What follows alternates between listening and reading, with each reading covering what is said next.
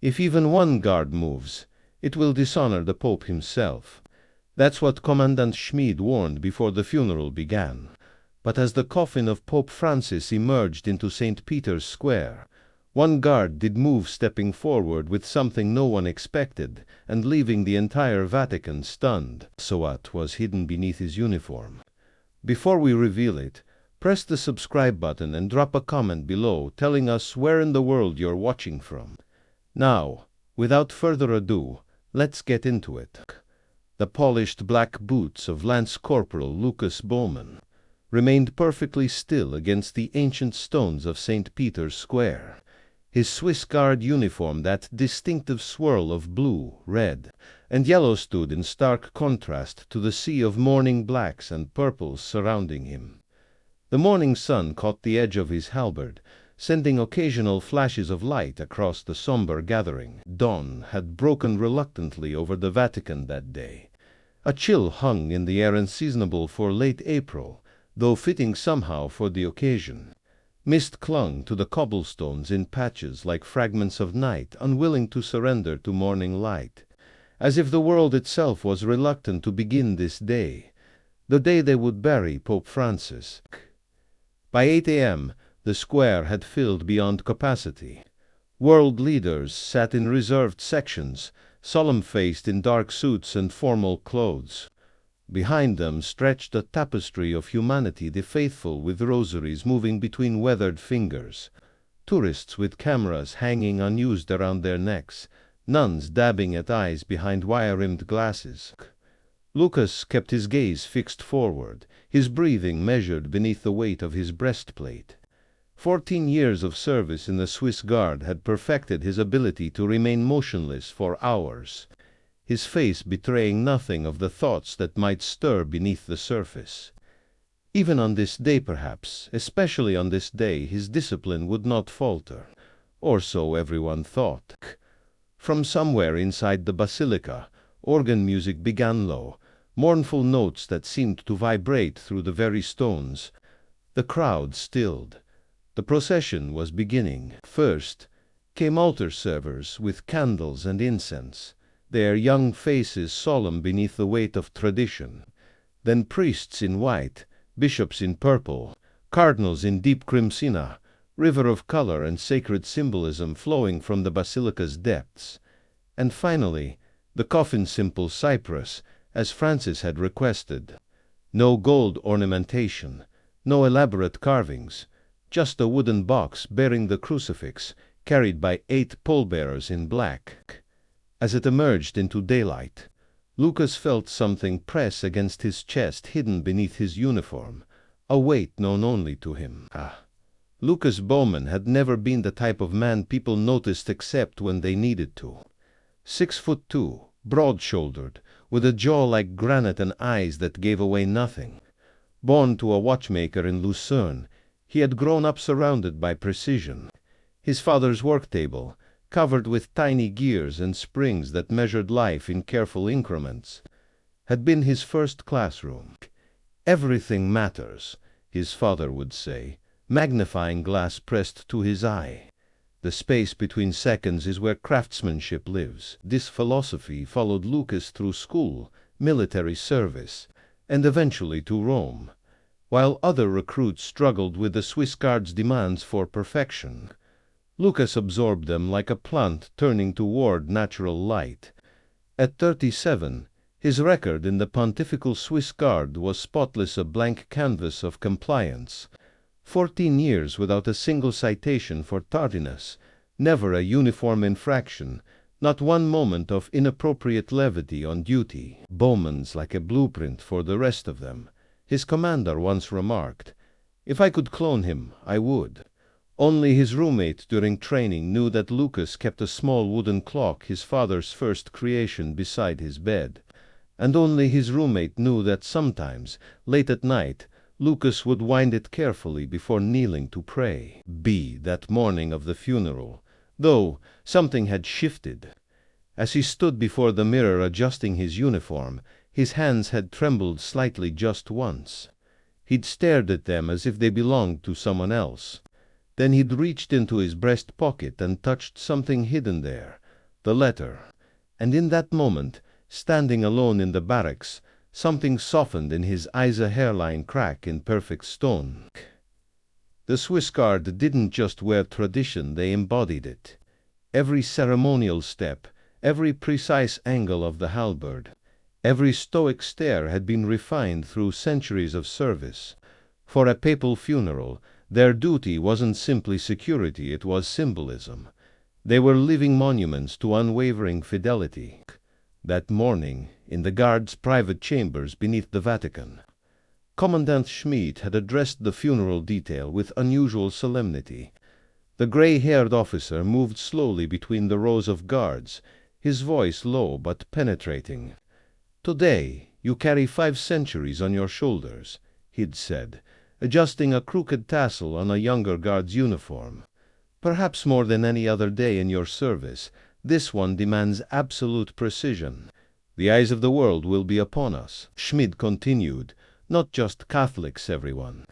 They will see in your stillness the Church's resilience, in your discipline, her strength." He paused here, making brief eye contact with each guard. Any deviation, another pause. Any deviation will dishonor not only the pontiff but the faith itself. Lucas had stood motionless, his breathing controlled, his face impassive. But behind that mask, his mind had drifted to another conversation, another room, another promise. Visual perfection, Schmidt was saying now, his voice hardening. "If even one guard moves, it will be the only thing the world remembers from this day." A muscle in Lucas's jaw tightened imperceptibly. Schmid stopped directly in front of him, studying him with narrowed eyes. "Something to say, Bowman?" "No, sir." "Perfect. Immediate. Respectful." Schmid nodded and moved on, but not before giving Lucas a final lingering look, the kind veteran officers give when their instincts prickle without clear cause. As the guards filed out toward their positions, an older officer caught Lucas by the elbow just for a moment and leaned in. "Remember who you served today, Bowman," he whispered. "Not just the office, the man." It had started with a child's cry 5 years earlier, during an ordinary May audience. Lucas had been stationed near the colonnade when he'd heard a high, terrified wail cutting through the murmur of the crowd. A small boy, maybe 4 or 5, separated from his parents in the crush of pilgrims. Protocol demanded Lucas stay at his post, radio for assistance, maintain visual surveillance. Instead, he'd moved 15 feet from his position and lifted the child above the crowd until a frantic mother pushed through. A minor breach, quickly corrected, barely noticed except by the Pope. 2 days later, a Vatican aide had appeared at the guards' barracks with a message. His Holiness requests Lance Corporal Bowman's presence, alone. Lucas had followed the aide through the Apostolic Palace's labyrinthine corridors to a modest study where Pope Francis sat not behind his desk but in a simple chair by the window. Afternoon light streamed in, catching the dust motes in the air. "Your Holiness," Lucas had said, bowing deeply. "Sit, please," Francis replied, gesturing to the chair opposite his. His voice carried the slight rasp of age, but retained its distinctive warmth. When Lucas hesitated, the Pope smiled. "It's not a suggestion, son. You know why I asked for you?" The Pope inquired, leaning forward slightly. "No, Your Holiness." Francis nodded toward a side table where a small security monitor displayed footage, grainy but clear enough, of Lucas lifting the crying child. "You left your post?" "Yes, Your Holiness." "I apologize for." Francis raised a weathered hand. "Why did you do it?" Lucas paused, choosing his words carefully.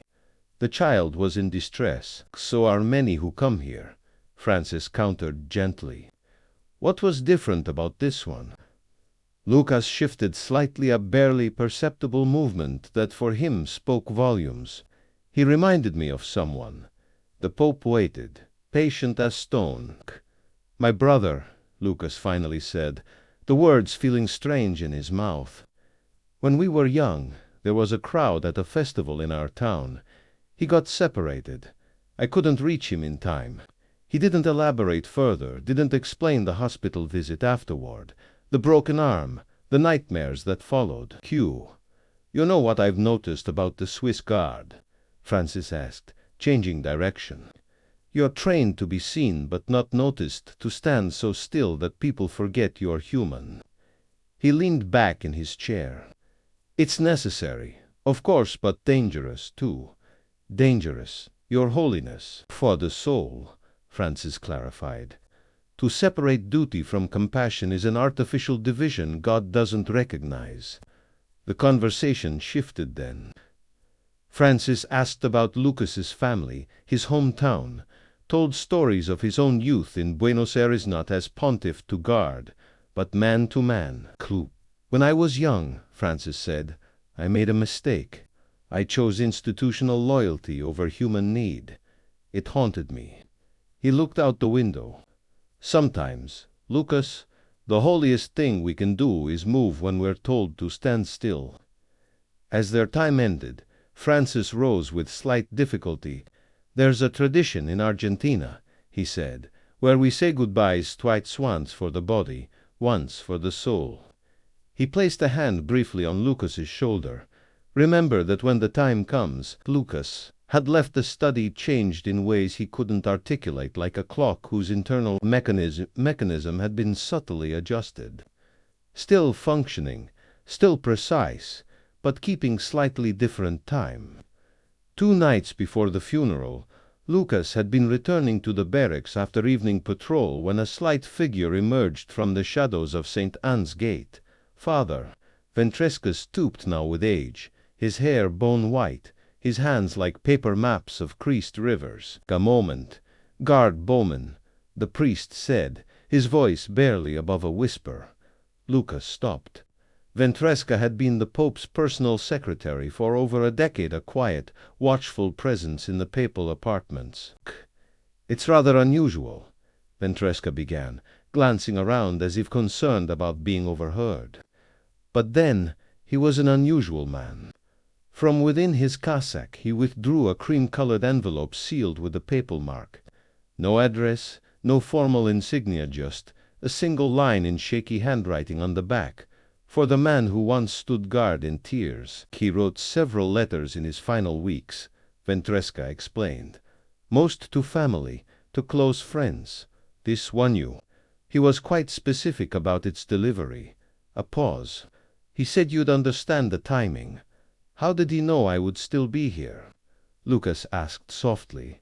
After all these years, Ventresca's lips curved in a gentle smile.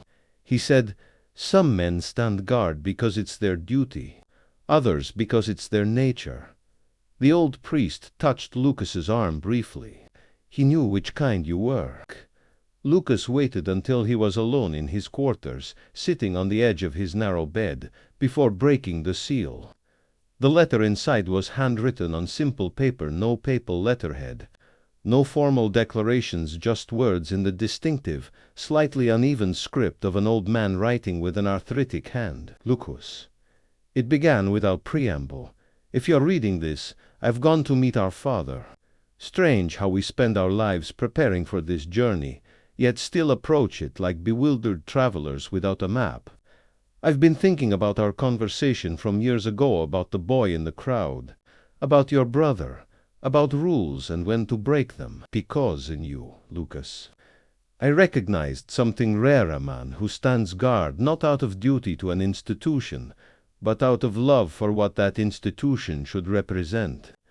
Those are the guards we need most, especially when no one is watching. The world will tell you that discipline means remaining still when everything inside you says to move. Sometimes that's true. But the greatest discipline is knowing when movement serves a higher stillness. If one day you find yourself torn between the letter of tradition and its spirit, remember this. I saw you. God sees you. And perhaps that is enough. When the time comes for my final procession, I will not hear your footsteps, but I will feel them. Francisco Xilm. Lucas read it 3 times, each reading slower than the last. His hand trembled slightly, not with indecision, but with the weight of certainty. He carefully folded the letter and slipped it into the inner pocket of his uniform jacket directly over his heart. The choir began to sing Jesus, Remember Me, the hymn Francis had chosen years before. Simple, plaintive notes rising above the square. Lucas watched the coffin's slow progression down the steps. Behind it walked the papal household secretaries, attendants, long-time staff, their faces drawn with genuine grief rather than ceremonial solemnity. Among them, Father Ventresca moved slowly, one hand resting on the arm of a younger priest for support. As he passed Lucas's position, the old man's eyes lifted briefly, meeting the guard's gaze for the slightest moment. Something passed between them unspoken, invisible to cameras and onlookers, but undeniable. Permission, understanding, recognition. The pallbearers lowered the Pope's coffin onto the bier positioned at the foot of the basilica steps. Cardinal Giovanni Battista re-stepped forward, incense in hand, ready to begin the final commendation. The crowd held its collective breath, prepared for the familiar rhythm of ancient ritual. Lucas's fingers tightened almost imperceptibly around the halberd's shaft. The moment crystallized around him like ice forming on a still Poseidon, silent, transformative. In 14 years of service, he had never broken formation, never disrupted ceremony, never placed personal impulse above protocol, and now. His first step was precise, not hesitant, but measured. The sound of his boot heels striking marble ricocheted through the hushed square. Those nearest him turned in confusion. Second step, halfway to the coffin now. A cardinal glanced up sharply, his blessing momentarily forgotten. Third step, standing directly before the simple cypress box that held Pope Francis. The world seemed to hold its breath, every eye in the square, every camera lens fixed on the guard who dared to move when movement was forbidden. With mechanical precision, Lucas shifted his halberd to his left hand. His right reached slowly into his breast pocket. The movement was so controlled, so ceremonial in its execution that, for a heartbeat, it almost seemed planned. From within his uniform, he withdrew the letter-pale parchment against deep blue fabric, the papal seal visible to those closest. A private message suddenly made public in the most dramatic way imaginable. Then, in a motion that combined military precision with profound reverence, Lucas bent one knee to the ground. He placed the letter gently atop the coffin, precisely beneath the wooden crucifix. His gloved fingers lingered for the briefest moment. "Fer, Din let's dris," he whispered, "for your final journey." The words weren't meant to be heard, just a private farewell in his native tongue. But in the perfect acoustics of the square, they carried to those nearest a final intimacy made accidentally public. He rose 3 steps backward. Executed with the same precision as his approach, his halberd returned to perfect vertical position. His face composed once more into the mask of ceremonial stillness. The breach had lasted 28 seconds. Around him, reactions rippled through the funeral like concentric waves. A young priest crossed himself, though whether in shock or approval wasn't clear.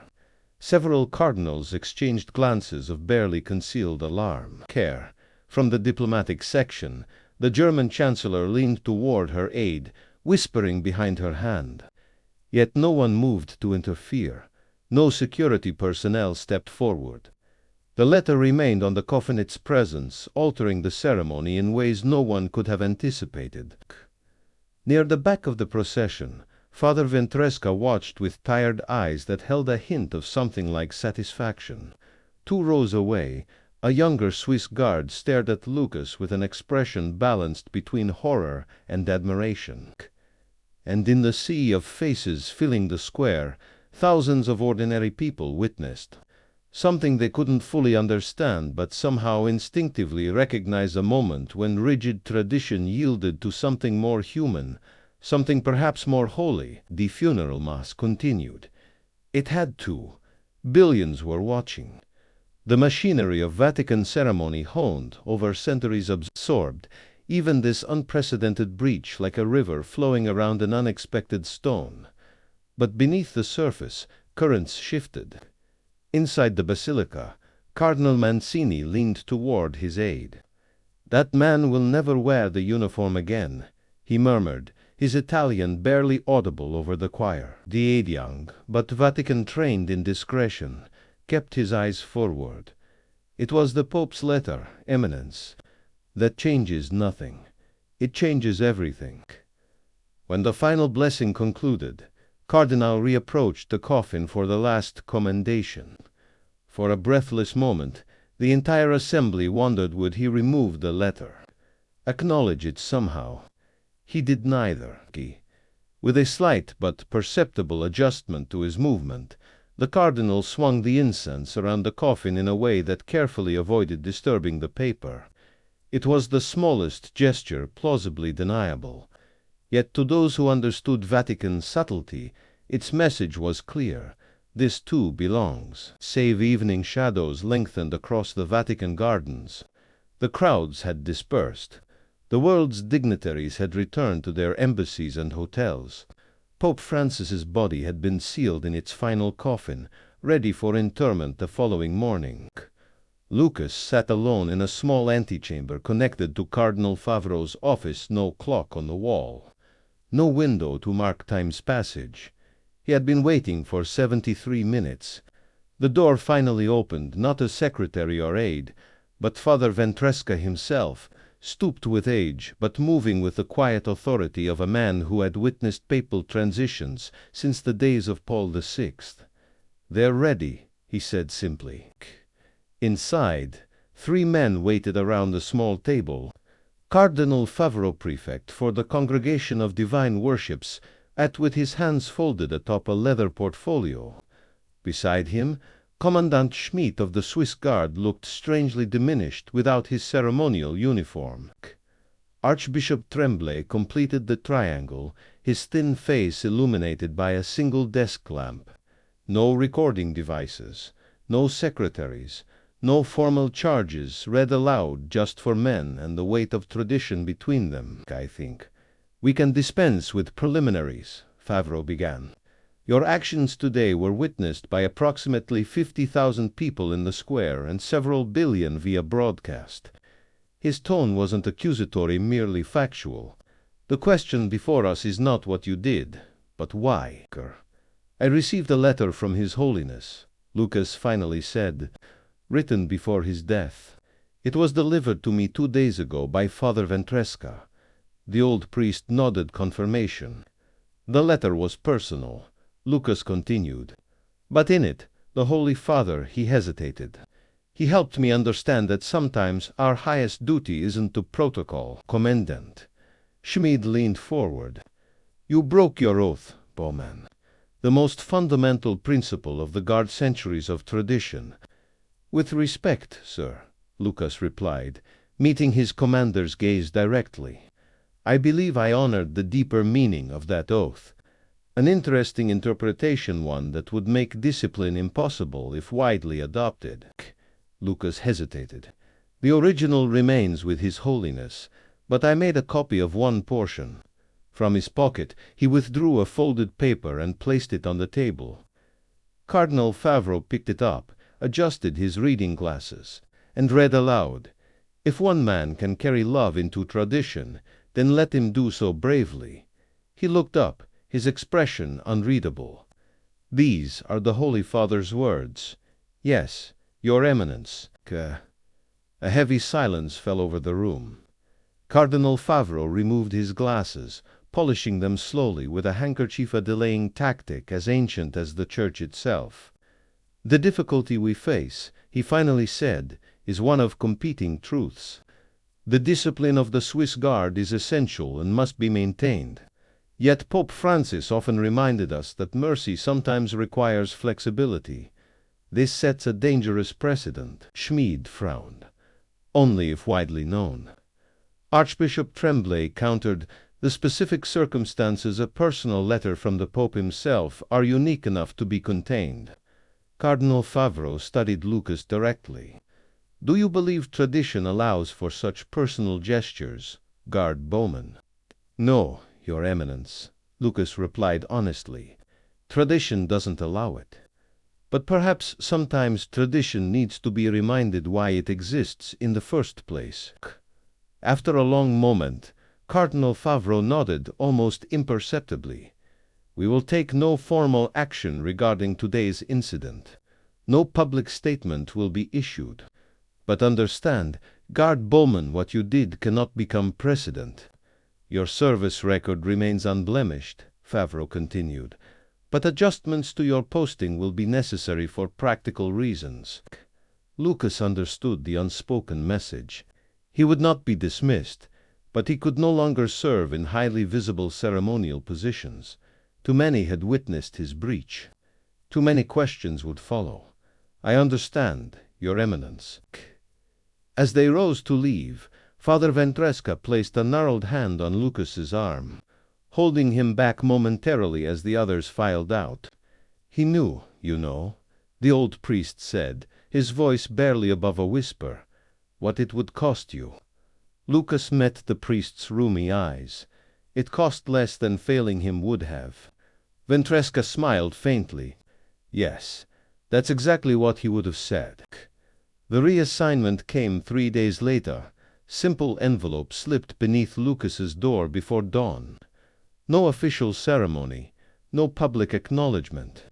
Just a typed notice bearing the seal of the Secretary of State, effective immediately. "Guard Lucas Bowman is transferred from Ceremonial Division to the Apostolic Archives, say, the archives, the Vatican's vast underground labyrinth of history. Miles of shelves, millions of documents, centuries of secrets preserved in climate-controlled solitude. Tourists never saw it. Cameras never filmed it. The perfect place to tuck away a guard whose face had flickered across the world's screens in an unprecedented moment of disciplined rebellion. Not punishment exactly, not exile, but definitely removal." Lucas reported to his new post without complaint.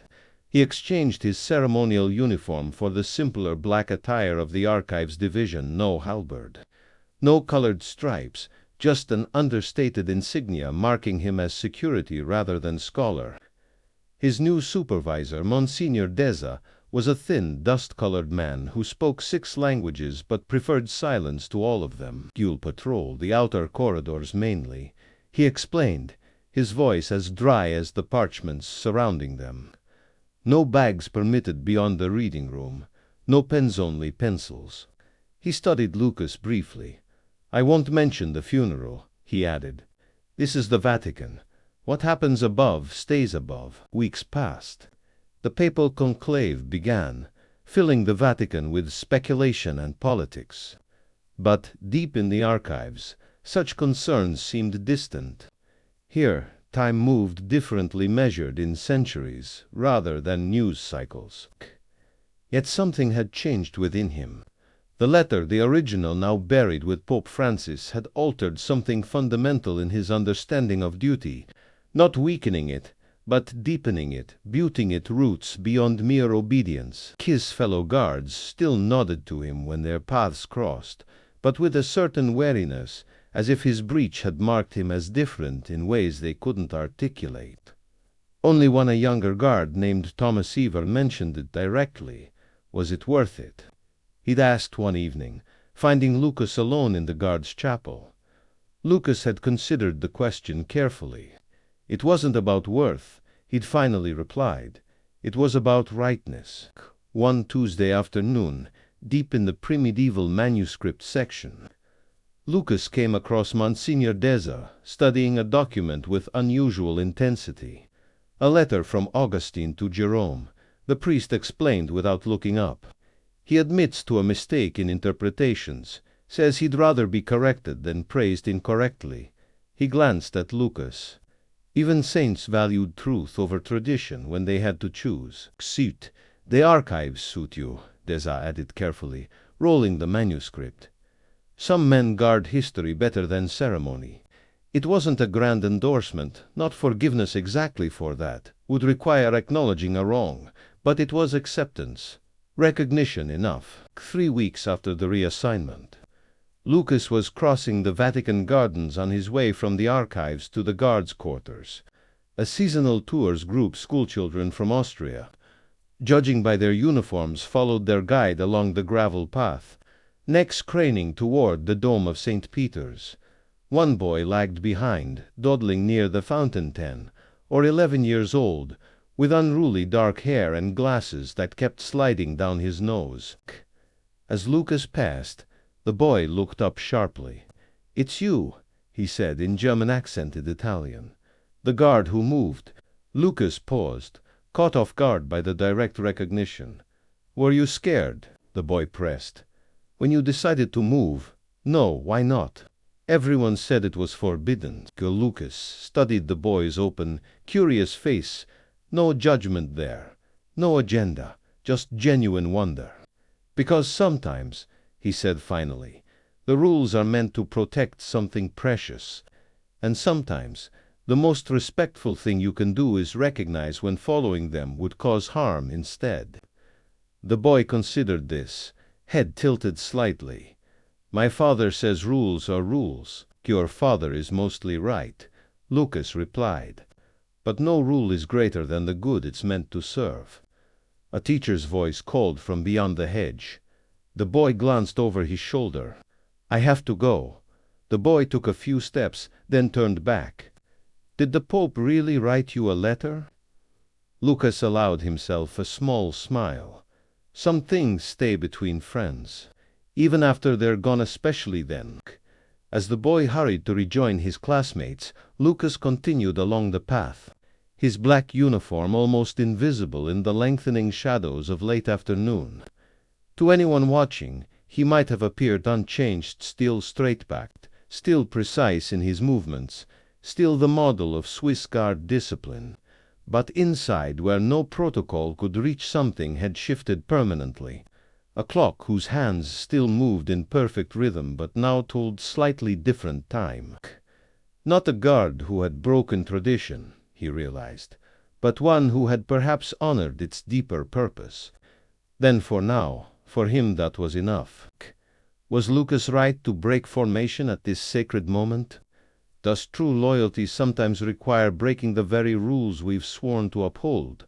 Share your thoughts in the comments below.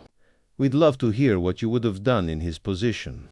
If this story touched you, hit that subscribe button and tap the bell icon so you never miss our new uploads. Sir, share this with someone who understands that sometimes the greatest respect isn't shown through rigid obedience but through brave acts of love. Check out our previous stories now appearing on your screen, and we'll see you tomorrow, same time, with another unforgettable tale that might just change how you see the world.